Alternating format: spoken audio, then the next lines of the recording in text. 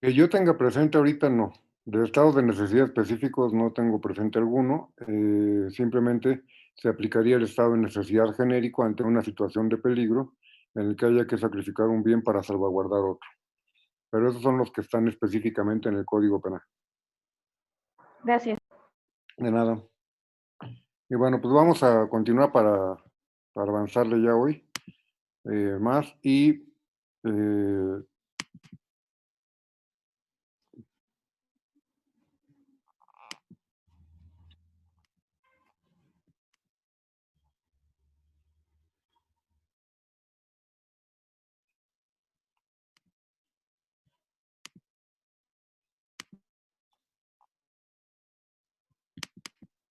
básicamente estamos hablando de los aspectos negativos del delito. Ya hablamos de la inimputabilidad, ya dijimos que esto podría ser cuando hay un trastorno mental o un desarrollo intelectual retardado que impiden la comprensión de la ilicitud o conducirse de acuerdo con esa comprensión. Ya vimos también que va a depender de si el trastorno es permanente o transitorio, la consecuencia jurídico-penal que proceda. Hablamos del error de prohibición invencible, o empezamos a hablar del error de prohibición invencible, y decíamos que este va a ser aspecto negativo de un elemento de la culpabilidad, que es la conciencia de la antijuridicidad. Y que decíamos cuando hablábamos de la culpabilidad que esta conciencia de la antijuridicidad implica un conocimiento potencial que tendríamos que tener todos los seres humanos por el simple hecho de vivir en una sociedad en la que las normas son publicadas y por lo tanto se da por cierto que lo tenemos que conocer. Si no lo conocemos, nosotros tenemos que demostrarlo y obviamente eh, si el error fuera vencible, va a haber una atenuación de la culpabilidad porque obviamente no le vamos a reprochar igual al que realiza la conducta creyendo que es lícita que al que lo hace a sabiendas de que la conducta es antijurídica. En ese tenor decíamos que para que sea invencible, para que sea excluyente del delito, tiene que darse una invencibilidad, es decir, que el error sea insuperable. Y hablábamos del error de prohibición directo o indirecto. El error de provisión directo es cuando recae sobre la existencia de la ley o el alcance de la misma, y el error de prohibición indirecto es cuando el sujeto considera que está justificada su conducta, es decir, es un error sobre los presupuestos fácticos de las causas de justificación. Al respecto, sí nada más hay que distinguir bien y hay que poner mucho énfasis en la diferencia entre este error de prohibición y este error de tipo. Decíamos, en el caso del error de tipo, el sujeto no se identifica o no identifica correctamente las circunstancias fácticas de su comportamiento y por lo tanto podemos decir que no sabe que está realizando el comportamiento típico. En cambio, en el error de prohibición sí sabe perfectamente lo que está haciendo, pero cree que está permitido. ¿Sí les queda clara la diferencia? ¿Alguna duda en cuanto al error de prohibición? Probablemente ustedes puedan escuchar hablar de las eximentes putativas. ¿Las han oído alguna vez? Eh, Cuando decimos las eximentes putativas nos estamos refiriendo al error en las causas de justificación, es decir, el error de prohibición indirecto, que es el que estoy moviendo aquí en el cuadro. Esas son las eximentes putativas. Entonces decimos, hay una defensa legítima putativa, por ejemplo, cuando el sujeto considera que está actuando bajo la legítima defensa porque cree que hay una agresión, pero esa agresión es inexistente. En ese sentido, hablaríamos de estado de necesidad putativo, defensa legítima putativa, incluso ejercicio de un derecho o cumplimiento de un deber putativo. Vamos a suponer que una persona sabía que tenía un derecho, no se enteró que hubo una reforma y se suprimió esa facultad que la ley le concedía y realiza la conducta al amparo de ese comportamiento que según él está justificado. Pues sería un ejercicio de un derecho putativo, por ejemplo. ¿Sí queda claro? ¿Podemos avanzar? Bueno, en cuanto a la no exigibilidad de otra conducta, de lo que estamos hablando es de que no le sea racionalmente posible realizar otro comportamiento al sujeto que no lesione bienes jurídicos o que lo haga en menor medida.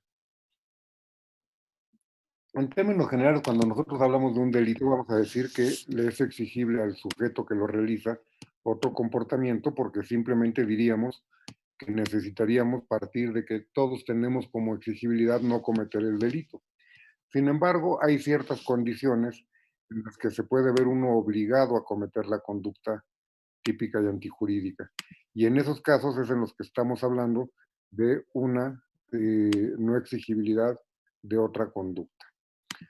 Dentro de esta no exigibilidad de otra conducta vamos a encontrar, por ejemplo, aquellos casos en los que, por ejemplo, nos amenazan con causarnos un daño grave si no realizamos un comportamiento delictivo, por ejemplo, aquellos casos en los que la persona tiene mucho miedo a las consecuencias de algo y esto le llega a afectar. Por ejemplo, otro día comentábamos un asunto de un aborto en el estado de Veracruz de una muchacha adolescente que ante el miedo de la reacción de los padres por el embarazo, oculta el embarazo y luego produce el aborto, o lo consiente, mejor dicho, y entonces primero se le vincula a un procedimiento para adolescentes y después ya se le concedió el amparo al considerarse que había una no exigibilidad de otra conducta, porque de acuerdo al contexto de la menor, el temor que podría tener, un temor fundado a la reacción de los padres, podría provocar que no se le reprochara como adolescente, tomando en cuenta que es adolescente, con un sistema especializado para ellos y con una perspectiva incluso de género, se llega a determinar la no exigibilidad de otra conducta. Pero un caso que nos parece muy concreto sería lo que conocemos como el estado de necesidad disculpante y que ya vimos que en el Código Penal por el Distrito Federal, y así lo hace también el Código Nacional de Procedimientos Penales, nos establece como forma de inculpabilidad, además de la inimputabilidad del error de prohibición, la no exigibilidad de otra conducta, al estado de necesidad disculpante. En realidad, este estado de necesidad disculpante es una forma de no exigibilidad de otra conducta, en mi opinión, porque sería el caso, por ejemplo, del sacrificio de un bien de igual valor que el que se salvaguarda ante una situación de peligro que es real, que es actual e inminente, que no fue provocada dolosamente por el agente y que no tenía el deber jurídico de afrontarlo, siempre que exista la necesidad de la medida. En ese sentido, decíamos cuando hablábamos del estado de necesidad justificante, el derecho no podría justificar el sacrificio de un bien para salvaguardar otro si es del mismo valor. ¿Por qué? Porque ninguno de estos podría ser preponderante respecto del otro. Tendríamos que hablar entonces de que simplemente no se reprocharía al sujeto. Con esto terminaríamos de ver los aspectos negativos de los elementos del delito y yo les pregunto si tienen alguna duda para que pasemos a hablar del concurso de delitos, tomando en cuenta que ya hablamos del concurso de personas en el delito, que es el de la autoría y participación, cuando hablamos de las formas de intervención de los sujetos activos dentro de la tipicidad, y ya hablamos de las formas imperfectas de aparición del delito que tiene que ver con la tentativa, cuando hablamos de la lesión o la puesta en peligro del bien jurídico, también dentro de la tipicidad. Y ya explicábamos por qué lo veíamos allá en lugar de en este punto. Entonces, si no tienen alguna duda o comentario, pasaríamos a hablar de la cuestión de los concursos de delitos. Cuando nosotros hablamos de una situación de relevancia penal, vamos a partir de que vamos a considerar que hay varias posibilidades. Hay varias posibilidades porque de lo que podemos hablar es de una serie de combinaciones entre la unidad y la pluralidad de conductas y de resultados. Y eso lo vamos a ver en este cuadro, que también aparece en el libro. Entonces, si se mandan fotocopia, bueno, o fotografía de los cuadros, se lo pueden mandar, por ahí aparece también. Y estas son las 4 combinaciones que podemos encontrar entre esta situación de unidad o pluralidad de conducta y unidad y pluralidad de resultado. Obviamente, cuando estamos hablando de resultados a nivel de lesiones del bien jurídico, de resultados formales o jurídicos o incluso materiales, dependiendo del tipo penal de que se trate. Entonces tenemos como una posibilidad que haya una conducta y un resultado, y en ese caso estamos en el delito, que es de lo que hemos hablado normalmente en estas sesiones. Cuando tenemos unidad de conducta, es decir, con una sola conducta se cometen varios delitos, hablaríamos de un concurso ideal o formal de delitos.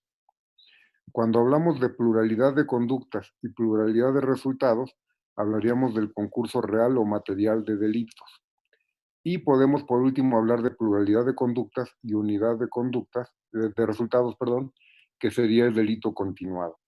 Son estas las 4 combinaciones que tenemos.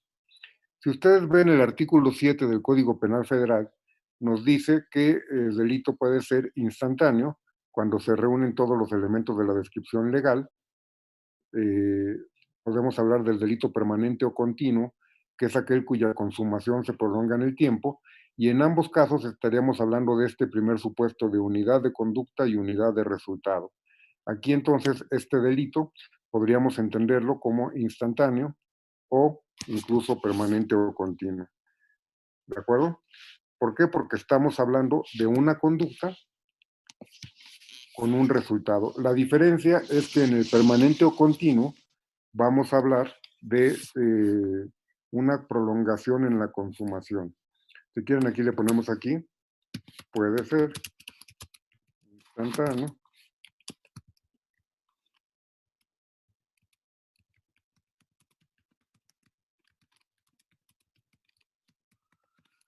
Permanente o continuo es el mismo. Lo que le puse aquí lo bien para que no pareciera que son 3 clases de delito. ¿De acuerdo? Entonces, este sería un delito, es una conducta, un resultado, hay un activo, hay un pasivo.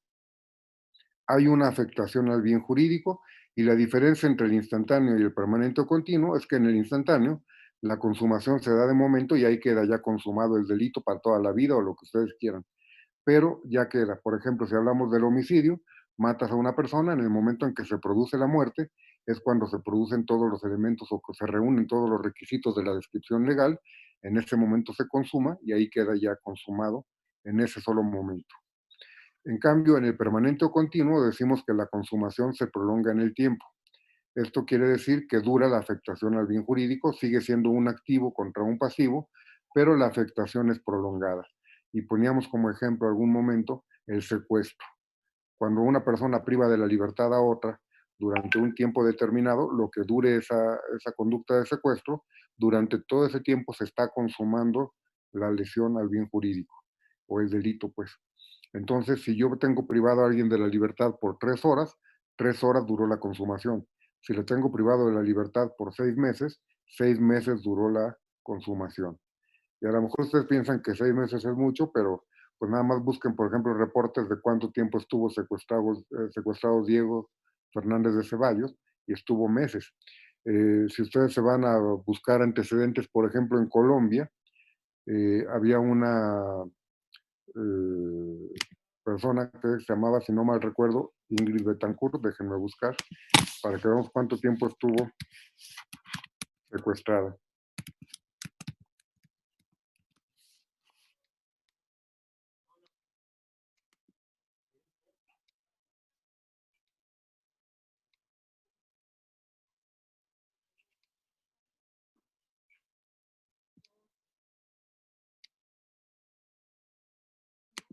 A ver. Por ejemplo, esta persona, esta Ingrid Betancourt, vamos a ver la nota, estuvo secuestrada 6 años por las FARC, las Fuerzas Armadas Revolucionarias de Colombia. Si ustedes piensan en esta conducta, la consumación, porque la afectación del bien jurídico implica que se está consumando, duró 6 años. Eso es un delito permanente o continuo, y por eso verán que incluso la ley penal, cuando nos habla de figuras como la prescripción, nos dice que en los delitos permanentes o continuos empieza a computarse hasta que termina la consumación.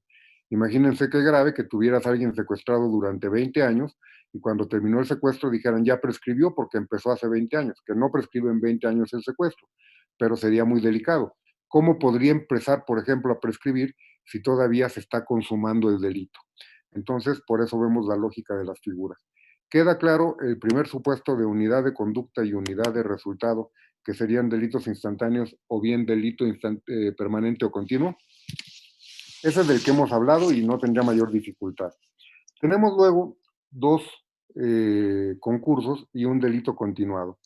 El delito continuado nos lo define el artículo 7, fracción tercera del Código Penal Federal, y los concursos de delito nos los define el artículo 18 del Código Penal Federal. Al respecto, me gustaría que leyéramos, y le voy a pedir a Galo, que siempre abusamos de su gentileza, que nos lea los artículos 18 y 19 del Código Penal Federal, por favor.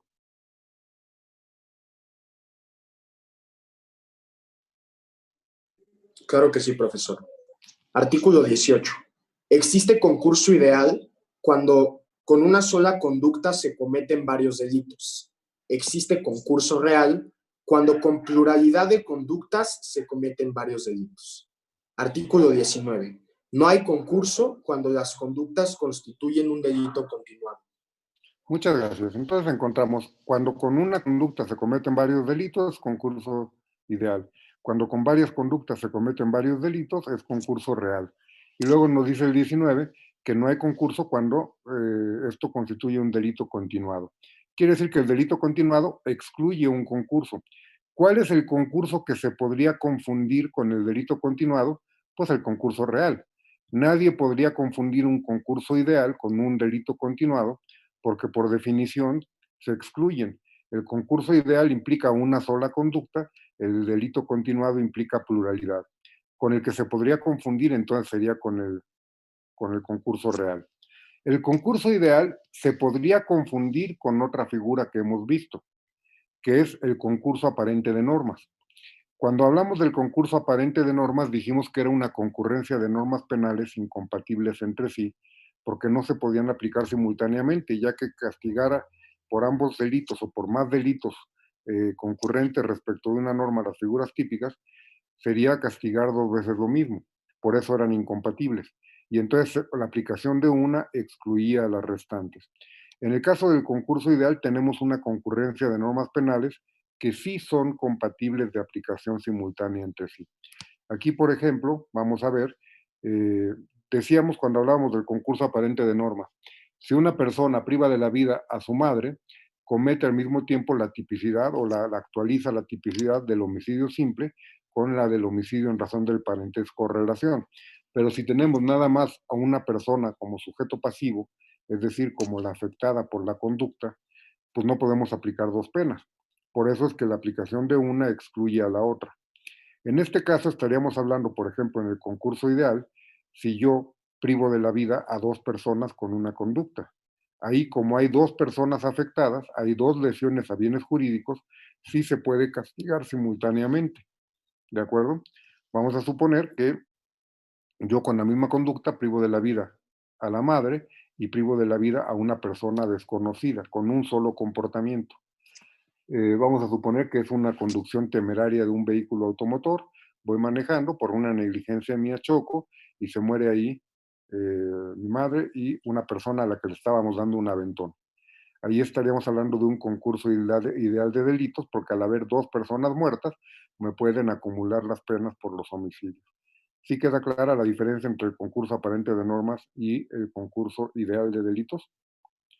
Ahora, en cuanto al concurso real y el delito continuado, puede haber alguna confusión importante.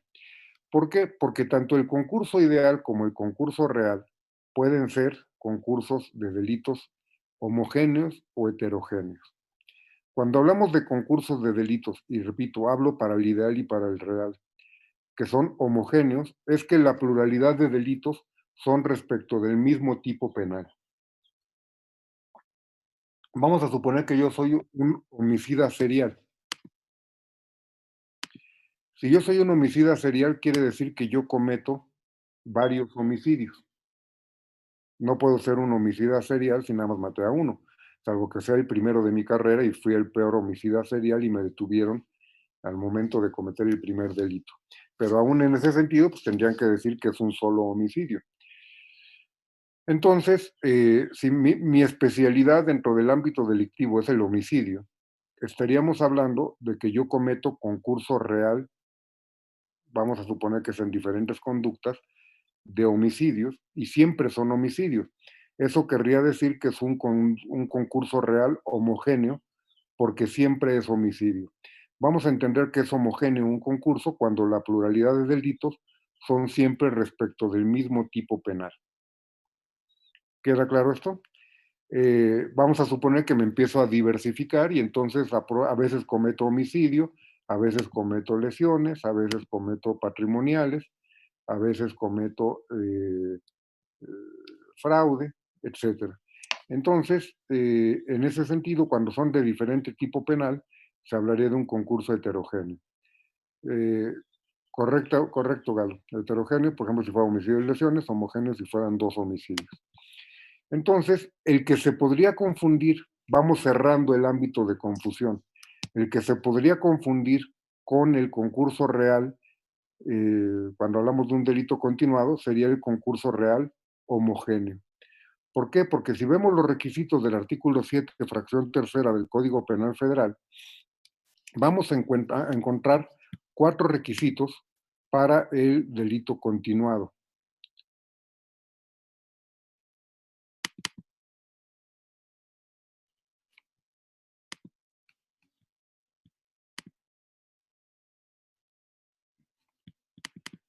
Estos 4 requisitos son los que están ahorita en el cuadro y que son pluralidad de conductas, unidad de propósito delictivo, violando la misma norma, o en este caso yo le pongo ahí concretando el mismo tipo penal, en agravio del mismo sujeto pasivo. Si se reúnen estos 4 requisitos, estaremos ante un delito continuado. Si falta alguno, estaremos ante un concurso real de delitos.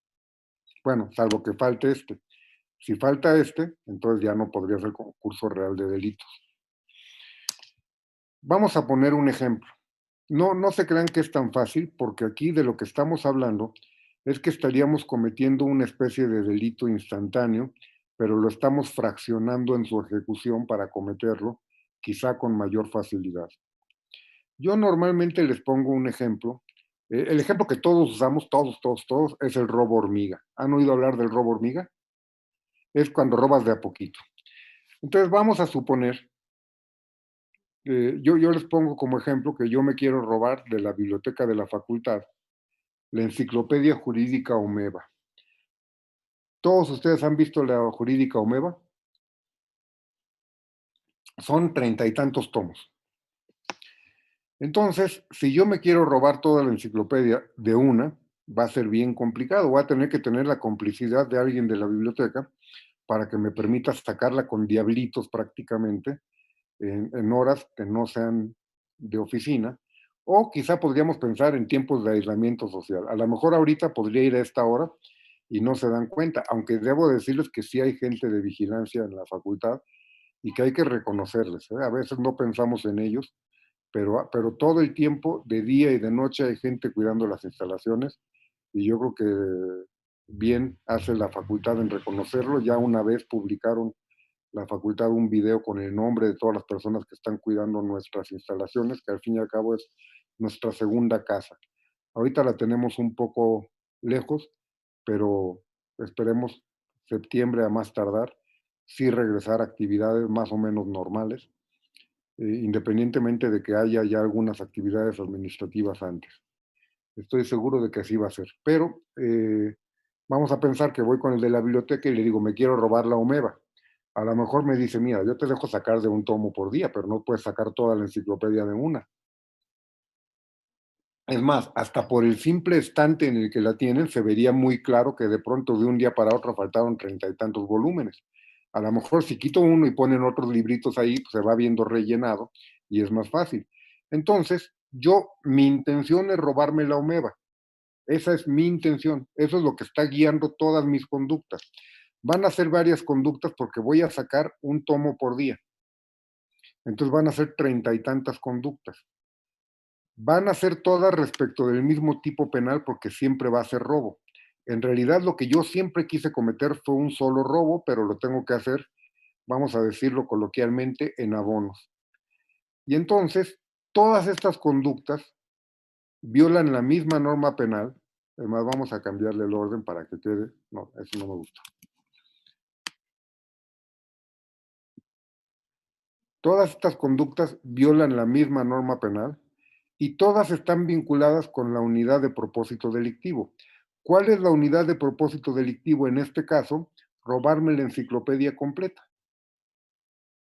Ese une todas las conductas y siempre en agravio del mismo sujeto pasivo, que sería el patrimonio de la Universidad Nacional. Vemos que ahí sería un solo delito por una ficción del derecho, porque en realidad cada una de estas conductas está concretizando el tipo y por lo tanto cada una sería un delito. ¿De dónde surge esta cuestión del delito continuado? Esto surge de épocas muy antiguas, según leí alguna vez, eran épocas más o menos como por ahí de la Edad Media, quizá inicios del Renacimiento, en los que había normas muy severas que luego se han retomado en algunos países, por ejemplo en Estados Unidos. No sé si ustedes han oído hablar de aquellas, algunas entidades que tienen algo como el tercer strike y estás fuera. El tercer strike y estás fuera lo toman como una analogía del béisbol, pero tiene que ver con que si una persona reúne 3 sentencias condenatorias en su haber, ya lo mandan a prisión vitalicia, independientemente de los delitos que sean. Bueno, algo así aparentemente había en aquellos tiempos en la Europa, y en Europa dijeron, bueno, vamos a considerar que cuando sean 3 conductas así, más o menos con esta lógica, en la que en realidad deberíamos de tomarlo como un solo delito, vamos a suponer una persona se roba 3 manzanas, pues no vamos a considerarlo como 3 robos, vamos a considerarlo como un solo robo. Y esa es la idea aquí. Y aquí la idea me parece aceptable porque lo que siempre se quiso cometer fue un robo y lo que ocurrió es que se decidió fragmentar la ejecución para cometerlo en varios robos pequeños, pero que siempre fue la idea de un robo. Otro ejemplo que les pongo y que me parece más gráfico todavía es el robo del collar de perla. Yo les digo, si yo me quiero robar un collar de perlas, vamos a suponer que trabajo como empleado del hogar en una casa, vamos a suponer que soy el chofer de la familia, y vamos a suponer que todos los días me revisan porque son bien desconfiados y hacen bien porque pues, ya les quiero robar el collar, ¿no? Vamos a suponer que todos los días me revisan para que yo no me robe algo. En ese sentido, tendríamos la posibilidad de que me cacharan si yo me quiero robar ese collar. ¿Qué es lo que haría? Lo que haría sería romper el collar y llevarme una perla por día. Esa perla la puedo esconder. A lo mejor me revisan las pertenencias, me hacen que me saquen las bolsas de los pantalones, pero a lo mejor me pongo la perla abajo de la lengua y no llegan a tales extremos. Entonces, yo me estoy robando ese collar también en el número de conductas que tenga de perlas ese collar. El propósito delictivo único lo representaría gráficamente con el hilo que unía el collar. Así como esas perlas estaban unidas con un hilo, así las conductas, en el caso del delito continuado, están vinculadas unas a otras. Y entonces era parte de un solo robo, la intención era robarme el collar completo, pero lo hice de a cachito. Si yo empiezo a robarme otras cosas que ya no es parte de la unidad de propósito delictivo, ya dejaría de ser un delito continuado. Es decir, yo me estoy robando las perlas y de pronto un día veo un reloj y digo, pues también me llevo el reloj. En ese momento ya no estoy cometiendo el delito continuado por lo que hace el reloj, porque ya no entra dentro del plan original. ¿Queda claro? Bueno, me preguntaba Pau Solís si podría repetir lo del delito homogéneo.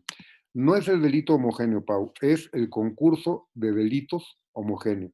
Concurso implica pluralidad de delitos y vamos a decir que ese concurso va a ser de delitos homogéneos en los casos en los que todos los tipos penales sean iguales, es decir, todos los delitos sean respecto del mismo tipo penal y va a ser heterogéneo cuando sean de distintos tipos penales.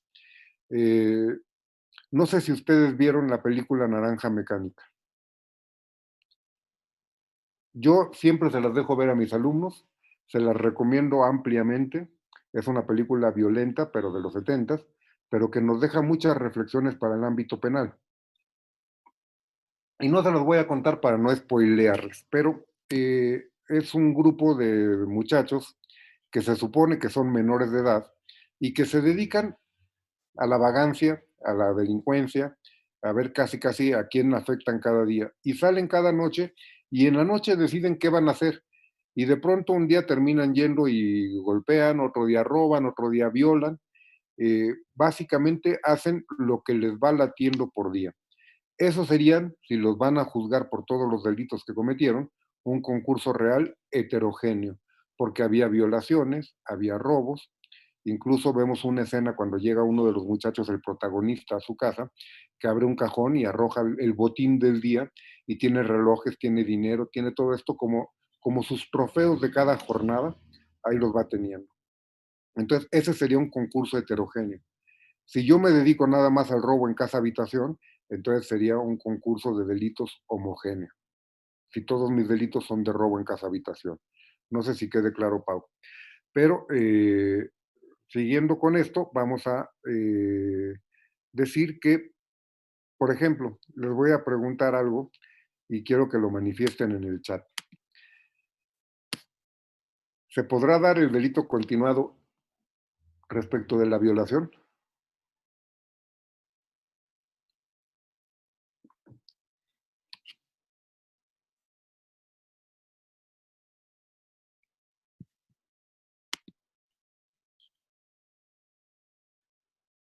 ¿O será un concurso de delitos? Porque vamos a decir, la pregunta va en ese sentido. ¿Puede violarse muchas veces? Por supuesto. ¿Puede violarse muchas veces a la misma persona? También. Lo vemos en el ámbito familiar. La violación entre cónyuges luego se da en el ámbito familiar o en relaciones de concubino y de alguna manera podríamos decir que se puede dar una reiteración de la conducta. O si pensamos en una persona que tienen secuestrada, pues la pueden violar varias veces. Si hablamos de que es violación varias veces, se concreta el mismo tipo penal. La respuesta, y tenemos aquí un compañero que ya nos dijo en el chat, José Hernández, le agradezco su respuesta y yo coincido con José, que dice que no se podría. Salud, Karen.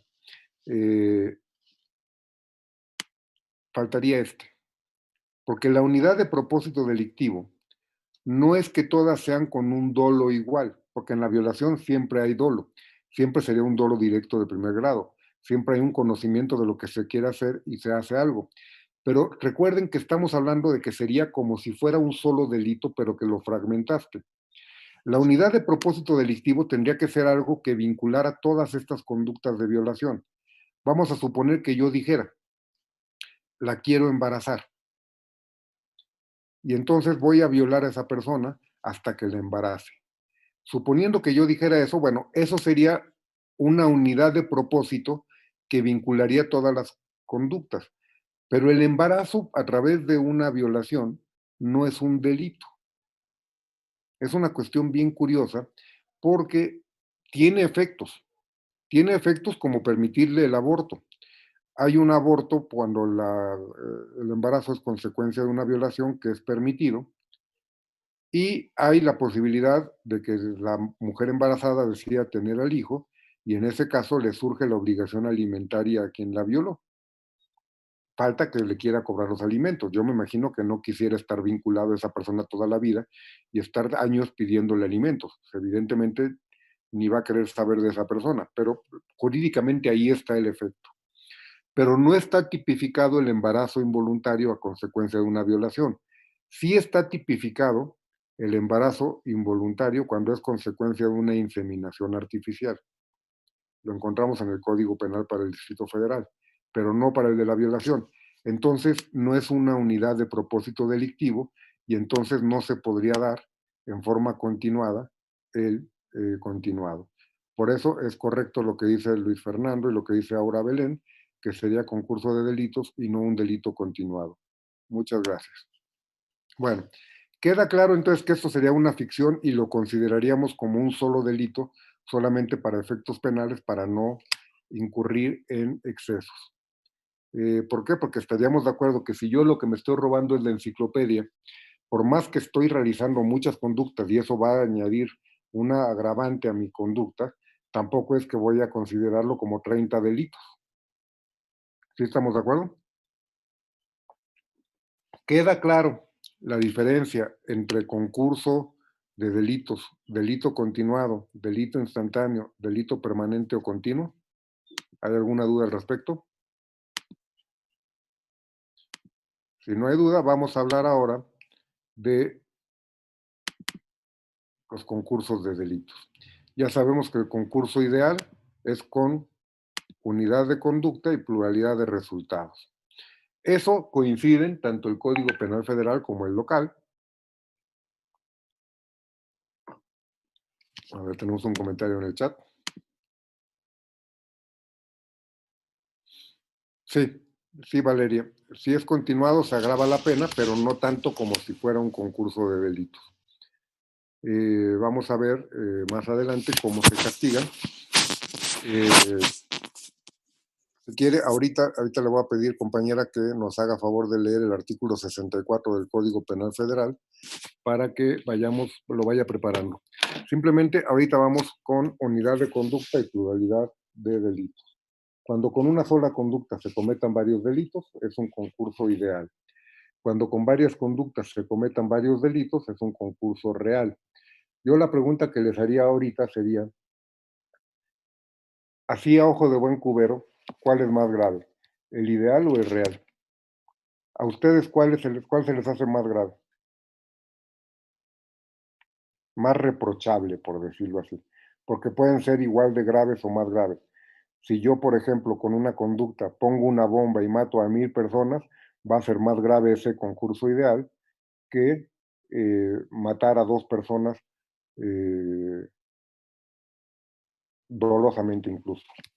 Pero ¿cuál sería más reprochable en términos generales? Tenemos ya algunas opiniones que dicen que es real y yo coincido. ¿Por qué? Porque estamos hablando de que es más reprochable el estar cometiendo varias conductas que el realizar solo una. Es decir, aquí la reiteración de conductas ya nos está manejando casi un deseo manifiesto de delinquir. Y en ese sentido, el propio código también lo va a reconocer de alguna manera al establecer la manera en la que se va a sancionar.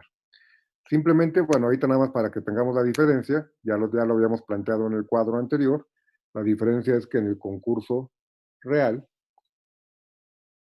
vamos a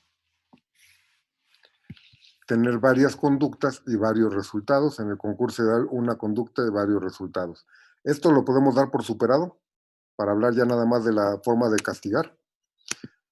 A ver la sanción que tanto se nos complica. Vamos a pensar primero la sanción del concurso ideal en el Código Penal Federal.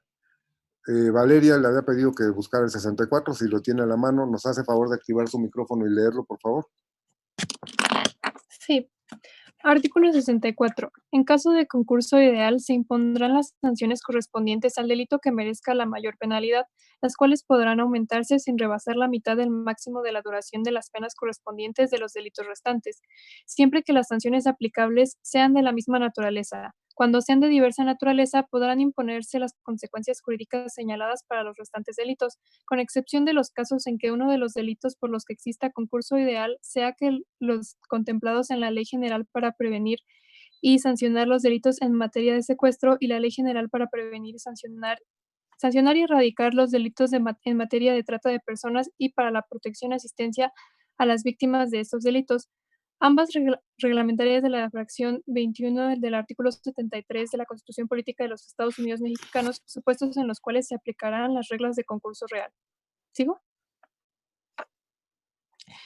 En caso de concurso real, se impondrá la sanción del delito más grave, la cual podrá aumentarse con las penas que la ley contempla para cada uno de los delitos restantes, sin que exceda de las máximas señaladas en el título segundo del libro primero, si las penas se impusieran en el mismo proceso o en distintos, pero si los hechos resultan conexos o similares o derivados uno del otro, en todo caso las penas deberán contarse desde el momento en que se privó de la libertad por el primer delito. En caso de delito continuado, se aumentará la sanción penal hasta en una mitad de la correspondiente al máximo del delito cometido, sin que exceda del máximo señalado en el título segundo del libro primero. Muchas gracias. Ahí ya se le respondió la pregunta de que se agrava la sanción en el caso del continuado porque tendría una mitad más de la sanción que si fuera instantáneo. Pero vemos que es diferente la acumulación que en el concurso real. En el concurso real se aplica la mayor penalidad y se le pueden aplicar todas las demás mientras no rebasen los límites del código. Aquí habría que aclarar alguna situación.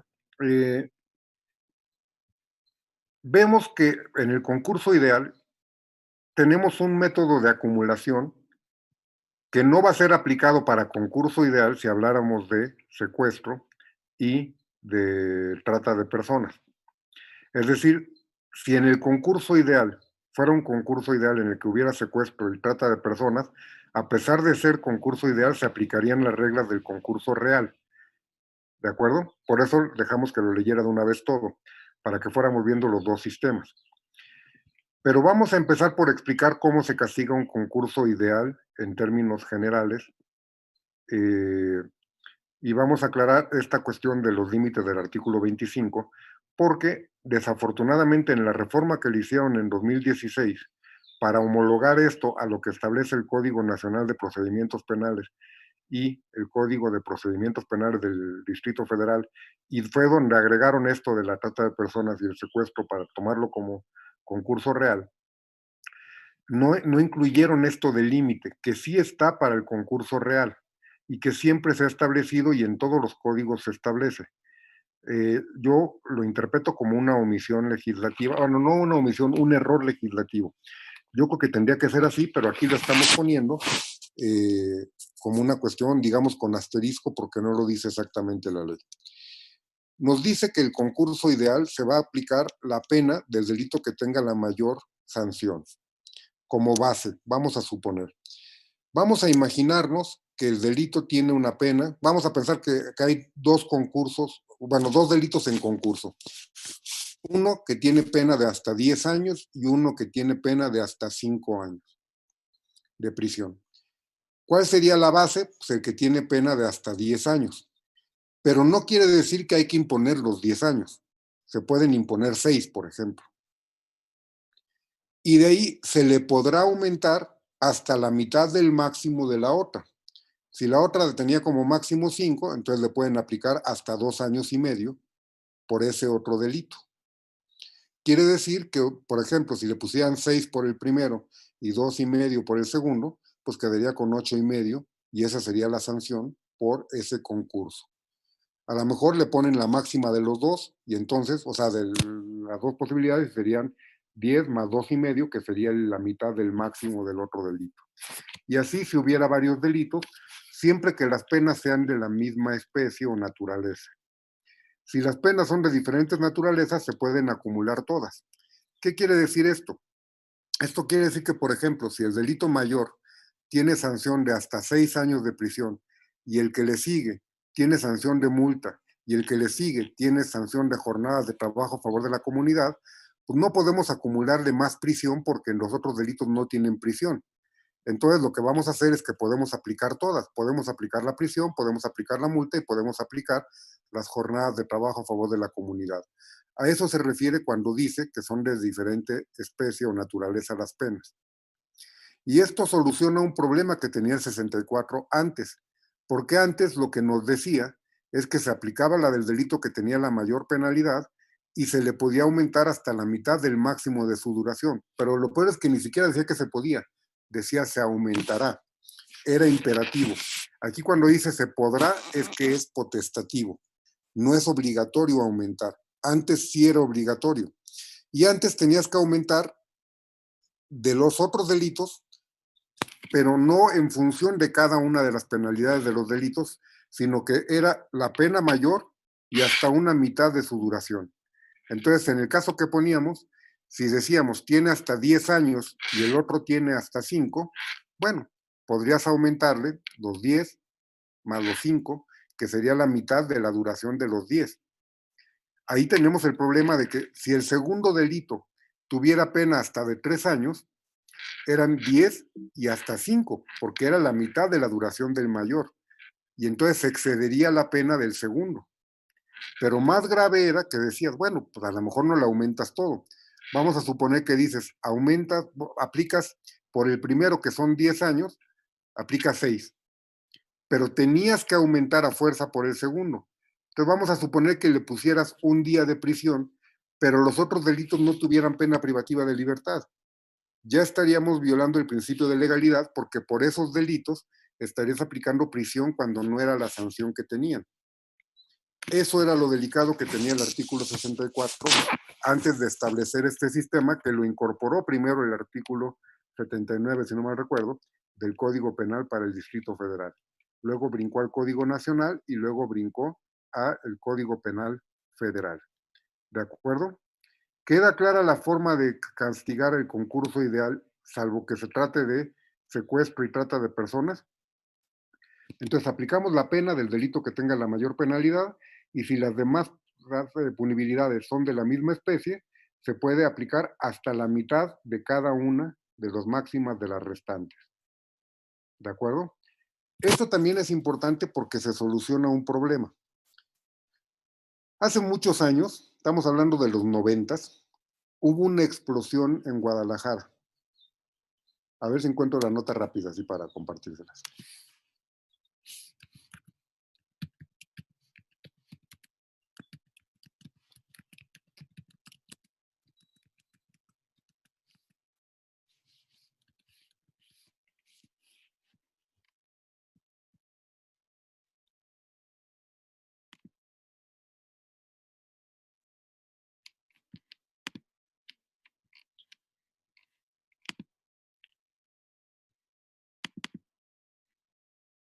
Fíjense, 22 de abril del 92. En esta fecha, a las 10:05, empezaron una serie de explosiones en el colector intermedio de Oriente en Guadalajara. El saldo oficial de las explosiones fue de 212 muertos, 69 desaparecidos, 1,470 lesionados. Se destruyeron 8 kilómetros de calle, resultaron afectados, ahí sería, 1,142 viviendas, 450 comercios, 100 centros escolares y 600 vehículos. ¿Ya se hicieron una idea de la gravedad de esa explosión? Bueno, vamos a suponer que todo esto hubiera sido por la conducta de un empleado del sistema de alcantarillado. Vamos a suponer que hubiéramos puesto a Homero Simpson a manejar las alcantarillas y hubiera sido negligente y hubiera provocado esa explosión. Vamos a suponer que le fuera aplicable el Código Penal Federal con el artículo que estábamos manejando hace rato. Estaríamos hablando de homicidios culposos como las conductas más graves, pero tenemos más de 200 homicidios, tenemos miles de afectados en cuanto a lesionados, tenemos desaparecidos, tenemos daño a la vía pública, toda una tragedia. La máxima sanción que le podrían poner a ese Homero Simpson, según el Código Penal Federal, de acuerdo al sistema de acumulación, porque era una sola conducta negligente que produjo todos estos resultados, hubieran sido 7 años y medio de prisión. ¿Les parecería que era correcto? O sea, en realidad está muy bajo para la afectación que causó. En cambio, con el sistema que se incorporó ya en el artículo 64 y que está también en el Código Penal para el Distrito Federal, es la mayor, vamos a suponer, sería hasta 5 años, pensando en una sanción como estaba entonces de 8 a 20 años para el doloso, la cuarta parte para el culposo. Ahorita incluso es un poquito más alta porque en el federal es de 12 a 24 años el doloso. Entonces ya la cuarta parte pues serían 6. Entonces serían 6 por el primero y luego 3 por cada uno de los demás homicidios y luego la mitad por cada una de las lesiones hasta llegar al límite que nos marca el artículo 25. El artículo 25 nos va a hablar, a ver, ¿alguien lo puede leer, por favor? El primer párrafo del artículo 25 del Código Penal Federal. Y luego alguien prepare el artículo 33 del Código Penal para el Distrito Federal, por favor. Quien lo tenga, active su micrófono y ayúdenos. Yo tengo el 25, profesor. La prisión consiste en la pena privativa de la libertad. Su duración será de 3 días a 60 años y solo podrá imponerse una pena adicional al límite máximo cuando se cometa un nuevo delito en reclusión. Se extinguirá en los centros penitenciarios de conformidad con la legislación de la materia y ajustándose a la resolución judicial respectiva. ¿Continúo? No, vamos a dejarle ahí. Luego nos dice que cuando hay otras sanciones en leyes especiales se aplicarán esas sanciones. Porque aquí vemos, por ejemplo, hasta 60 años. Si nosotros vemos, esa es la sanción por el homicidio calificado, de 30 a 60 años, por ejemplo. Pero vemos que en la ley para prevenir el delito de secuestro, la sanción más alta es hasta de 140 años.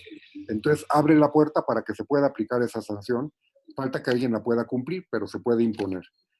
Vemos aquí un límite, no se puede imponer una sanción mayor a 60 años, por eso decimos que de cualquier manera, en el concurso ideal, no se podría rebasar el límite del artículo 25. El artículo 25 está en la parte general y aplica para todo el código, salvo que la ley disponga otra cosa. Entonces, vemos ahí el límite, por más que acumulemos, no va a poder pasar de 60 años. Que si me preguntan, pues ya es bastante. Porque estamos hablando de que una persona, para que le apliquen ese artículo 25, tiene que tener por lo menos 18 años cumplidos. Porque si no, sería el sistema de justicia para adolescentes y tendría otro régimen. ¿De acuerdo? Entonces, vamos a decir, pues sale a los 78 años.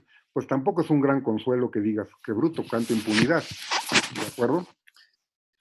El 33 del Código Penal para el Distrito Federal, ¿alguien lo tiene en la mano?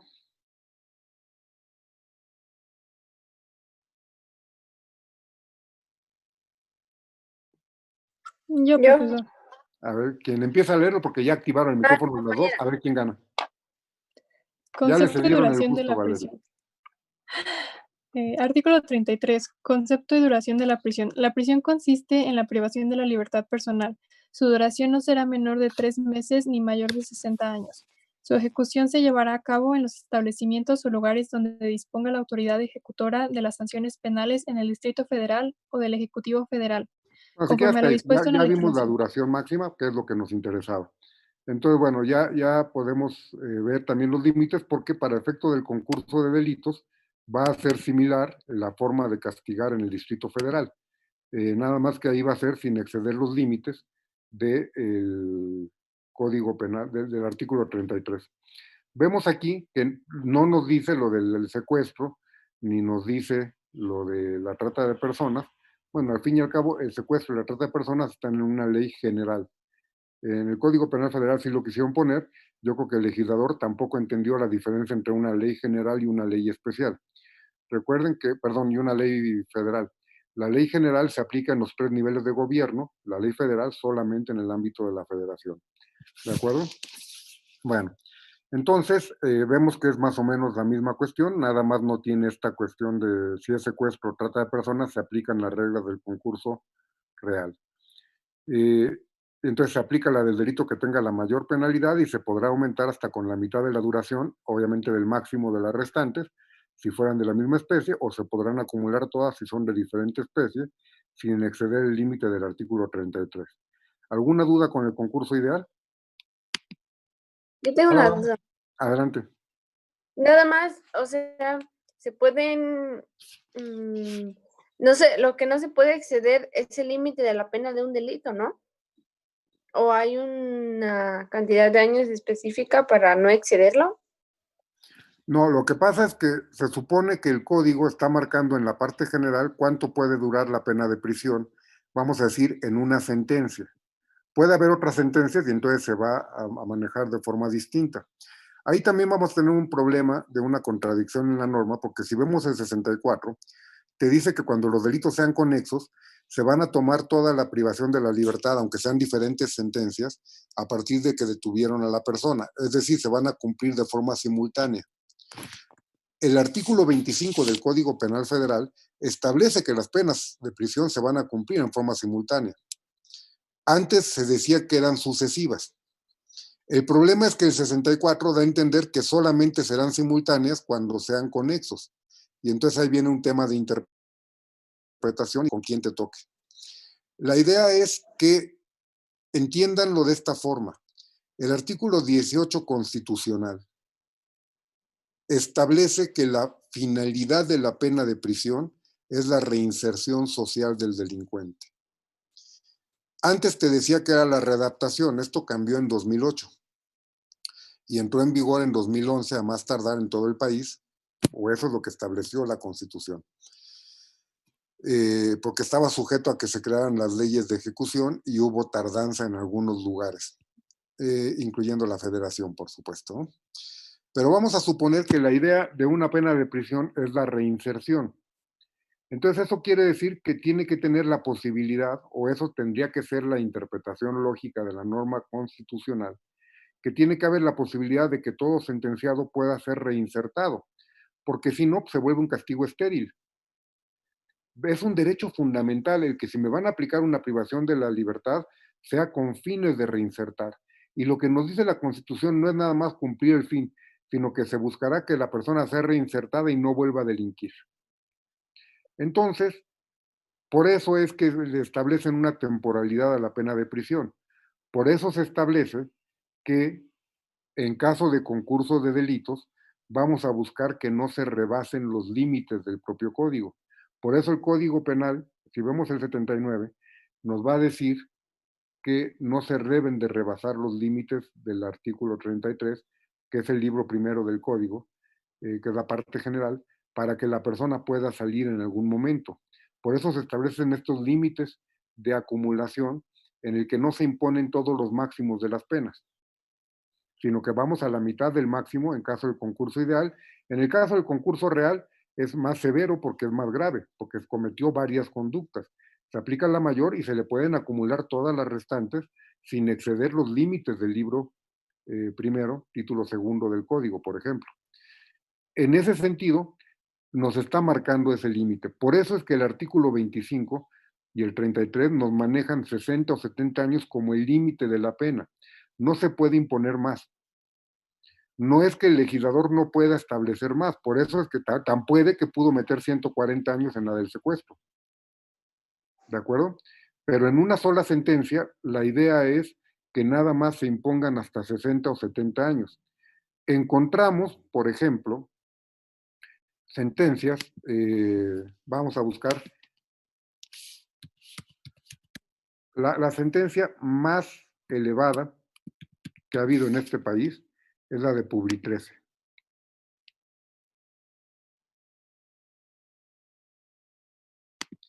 Esta es la sentencia más elevada que ha habido en México, que yo tenga conocimiento y que incluso pues, creo que hasta en la prensa se ha manejado así.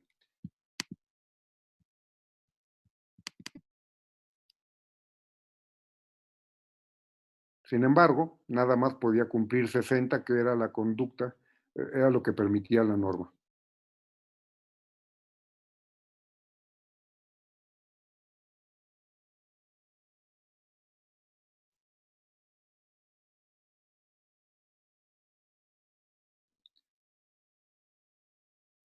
Sin embargo, fíjense, los 37.6 millones de pesos servirán para reparar el daño a las 782 personas que defraudó y pese a que el empresario fue sentenciado a 1.995 años en México, el máximo permitido es de 60 años. Esto estamos pensando en la época de la nota, ¿no? Que es 2011. Esto porque la idea es que la persona en algún momento pueda ser reinsertada en la sociedad. Ya si me preguntan, a la edad que agarraron a este sujeto y 60 años de prisión, difícilmente va a poder ser reinsertado. Tengo un comentario aquí, dice Galo, sería inconstitucional la pena máxima de 140 años para el secuestro, entendiendo que la reinserción social resulta imposible por cuestiones lógicas. Ese es un tema complejo. La Suprema Corte de Justicia discutió en alguna ocasión con motivo de amparos contra la extradición a Estados Unidos si la prisión vitalicia sería prohibida por el artículo 22 constitucional por ser inusitada. Y en el debate llegaron a argumentos, ahí se hablaba todavía de readaptación social, y llegaron a la conclusión de que no era inconstitucional porque lo que se trataba era de readaptar, y te podían readaptar aunque no te liberaran, pero tú ya estarías readaptado. Eso me parece que es una vacilada. Me parece que el criterio tendría que cambiar cuando hablamos ya del cambio a reinserción social, porque la readaptación sería el paso previo a la reinserción. Para mí la reinserción es que te vuelvan a colocar en la sociedad. Sin embargo, habrá quien te diga que el Estado cumple con poner los mecanismos necesarios para lograr la reinserción y no es seguro que se logre. ¿Por qué? Porque a lo mejor se nos muere antes, a lo mejor ya está muy grande. O sea, tendríamos que llegar a pensar en cuestiones como si, por ejemplo, a mí me metieran a la cárcel, Dios no lo quiera, ahorita por una pena de 60 años, no sería una prisión vitalicia, pero para mí sería casi el mismo argumento de que sería inconstitucional porque yo ya no alcanzaría a cumplirla. Porque yo a mi edad, si me meten a la cárcel 60 años, lo más seguro es que no salga. Ustedes todavía podrían librarla. Dice el maestro Fejer, yo siempre lo cito, con mucho dolor, yo ya soy de los que tienen más pasado que futuro.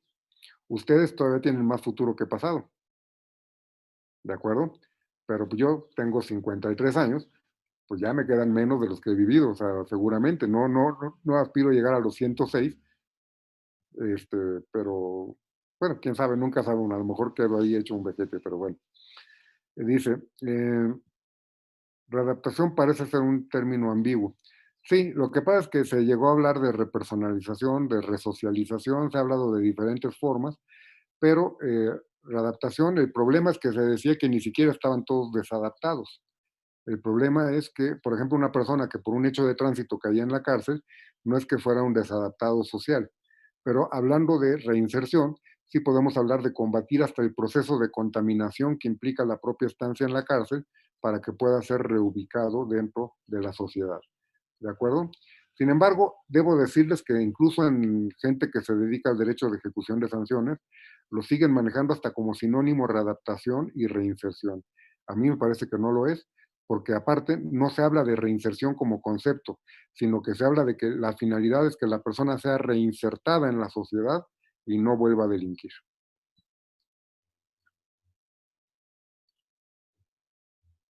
No, no creo que haya sido para aumentar las penas. Es una pregunta que hace Galo en el chat, si esta modificación habrá sido para ello. Toma en cuenta que esta reforma se da dentro del contexto de la inclusión del sistema acusatorio. Es una reforma en materia de seguridad y justicia. La ejecución de sanciones constitucionalmente no la están previendo como un tema del sistema penal acusatorio, sino el régimen de imposición de penas y de reinserción social. Pero es una mucho más garantista. Tiene su pretito en el arroz, como dicen, porque se prevé, igual que en el sistema procesal acusatorio, normas mucho más garantistas, mucho más democráticas, pero vienen normas restrictivas para la delincuencia organizada. Y también en la cuestión de la reinserción social, a pesar de que no manejan una excepcionalidad ahí, sí manejan, o sea, en cuanto a la finalidad de la pena, sí manejan medidas como el aislamiento dentro de la cárcel, permiten la incomunicación de los internos, incluso que la familia no los pueda visitar, que su única visita pueda ser el abogado, y eso evidentemente es incompatible con el tratamiento para la reinserción social. De ahí, por ejemplo, surgió un penal en Chihuahua que con mucho orgullo presumieron que ellos iban a tener a los internos 23 horas en una celda y que iban a poder salir 1 hora al patio a caminar, pero aislados, ni siquiera con otros internos, y no podían tener ningún objeto en su cuarto, ni un radio, ni una televisión, solamente podían tener un libro y ese libro era la Biblia. O sea, si no eres creyente o eres creyente de otra religión, ya te fregaste, porque nada más era la Biblia. Y si ya te la aprendiste de memoria, pues te la sigues aprendiendo porque eso sería incluso para una prisión vitalicia. Díganme si eso es compatible con una visión de derechos humanos, creo que por ningún motivo.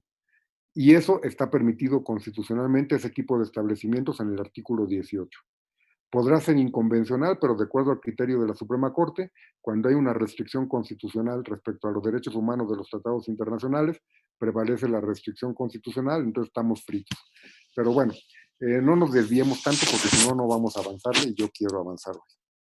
Bueno, siempre quiero avanzar. ¿Alguna duda o comentario al respecto? Podemos dar por superado el concurso de delitos en cuanto al ideal en el ámbito local y federal. Bueno, el concurso real, pues ya de alguna manera lo vimos, es pluralidad de conductas, pluralidad de delitos, y eso quiere decir que con varias conductas se cometen varios delitos que pueden ser conexos o no. Cuando decimos conexos es que están relacionados de alguna forma por un acuerdo entre quienes los cometieron, porque uno es el medio para cometer otro, porque se prometió uno para producir la impunidad, etcétera, ¿no? Y la forma de castigar va a ser similar. Tanto en el federal como en el local se aplica la del delito que tenga la mayor penalidad y se pueden aumentar la de cada una de los demás delitos. De alguna manera encontramos ya esta similitud de partir del mayor y que se le puedan aumentar los demás. Me parece que esto no tiene ya mayor dificultad, Simplemente lo estamos viendo como que se juzgan en paquete, pero no quiere decir que va a haber un beneficio en cuanto a disminución de la pena. En el caso del concurso ideal sí había ese beneficio porque estábamos hablando de que era una sola conducta. Una sola conducta es menos grave en cuanto a que la persona violó varias veces la ley, pero nada más hizo un comportamiento, a decir que reiteradamente estás cometiendo conductas o que estás cometiendo varias conductas. No sé si queda claro. Y entonces, bueno, ya dijimos que el delito continuado, que era la otra figura que estaba en nuestro cuadro de posibilidades, se castiga con una agravación de hasta una mitad del máximo de la duración, que eso sería también en el caso del Código Penal para el Distrito Federal, y entonces es lo que se aplica también en la Ciudad de México. ¿Queda claro? ¿Podemos dar por superado? Bueno, ahora lo que tendríamos que empezar, y yo ya es el último tema que veo dentro de mi curso, es el de las formas de extinción de la responsabilidad penal. Es un tema largo. La verdad es que no nos daría tiempo de verlo todo hoy. No sé si ya estén cansados, si ya quieran eh, terminar con esto, si quieran todavía el jueves. Eso me lo dicen ahorita porque va a depender de eso, de qué vamos a hablar en este momento. Las formas de extinción de la responsabilidad penal las vamos a encontrar en el Código Penal y las vamos a encontrar también en ordenamientos procesales, concretamente en el Código Nacional de Procedimientos Penales. Son varias las formas de extinción de la responsabilidad penal y se puede extinguir desde este punto de vista la acción penal o la sanción penal.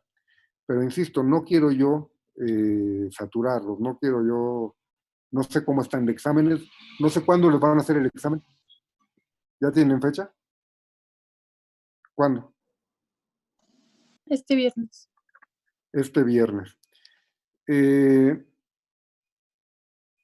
Entonces vamos a hacer una cosa. Miren, las formas de extinción son todas estas. Entonces, evidentemente no nos daría tiempo. Quizá ni siquiera, o podría estar muy forzado a hablar de todo esto de aquí al viernes, o sería muy superficial. Vamos a mencionar brevemente en qué consiste cada una y vamos a explicarles de qué trata este de la prescripción, que es el principal en cuanto a reglas. ¿Les parece bien? Entonces vamos nada más a mencionar la idea general de qué trata cada una, como para que lo puedan ustedes buscar en el código. Hay unos que lo regulan en un solo artículo y no tiene mayor ciencia. ¿De acuerdo? Primero, la muerte del imputado, así dice ya el código. Aquí vamos a hablar del inculpado porque es genérico y no nada más, porque podemos decir el imputado o el sentenciado. Ustedes deben de saber que el derecho penal, lo debieron de haber visto con el doctor Franco, es personalísimo. Es decir, cuando se habla de los caracteres del derecho penal, se dice que es público, que es coercitivo, que es sancionador y que es personalísimo. Es personalísimo porque la pena no trasciende de la persona y los bienes del delincuente. Entonces, si se nos muere la persona que cometió el hecho o que pudo haberlo cometido, se va a acabar la posibilidad de juzgarlo o se va a acabar la posibilidad de extinguir de cumplir la pena. Por eso decimos que se extingue la acción penal y se extinguen las sanciones impuestas, salvo la reparación del daño y el decomiso. La reparación del daño serían con sus bienes y el decomiso pues, es respecto al instrumento, objeto o producto del delito que se le quita la propiedad al que lo cometió.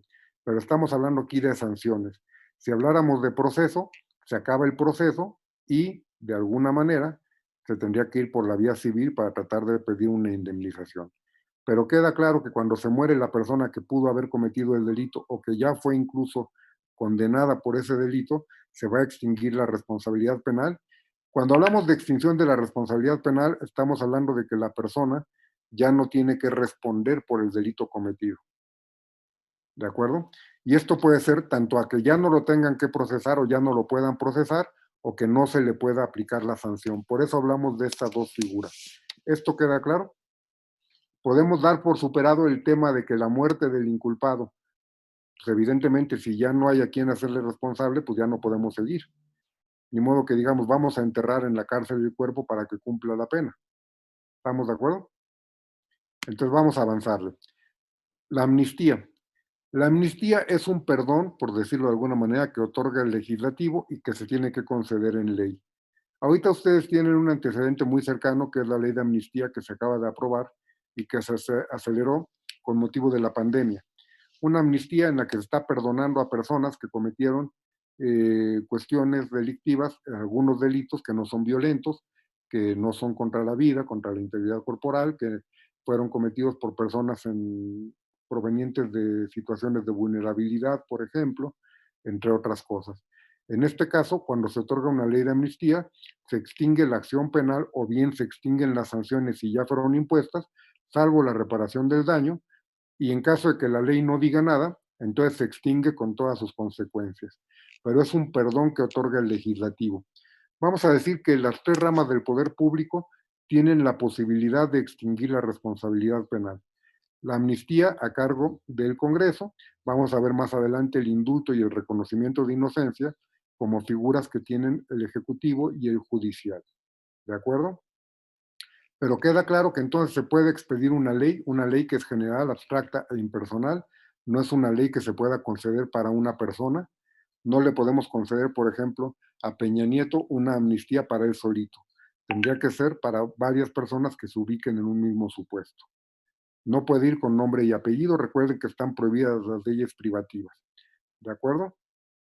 Podemos avanzar en lo que es nada más la idea de lo que es la amnistía. El perdón del ofendido. Este perdón va a proceder para delitos que se persiguen por querella, es decir, aquellos que se reserva la posibilidad de su persecución a la intención de la persona que sufrió el delito o su legítimo representante. Solamente va a proceder, si vemos el Código Penal Federal, cuando hubo una reparación total del daño. Una vez que se concede no se puede revocar, se puede otorgar en cualquier momento desde que se cometió el delito, desde que se inicia el procedimiento y hasta antes de que se dicte sentencia de segunda instancia. Si ya se dictó sentencia de apelación, ya no procede el perdón. Si se otorga a uno de los inculpados, y hay varios, va a beneficiar a todos. Esto lo dice el artículo 93 del Código Penal Federal, que en su último párrafo dice que solo va a beneficiar a uno, salvo que se haya reparado el daño, en cuyo caso va a beneficiar a todos. Pero como el primer párrafo dice que solo se puede otorgar el perdón si se reparó totalmente el daño, pues quiere decir que entonces siempre va a beneficiar a todos los inculpados.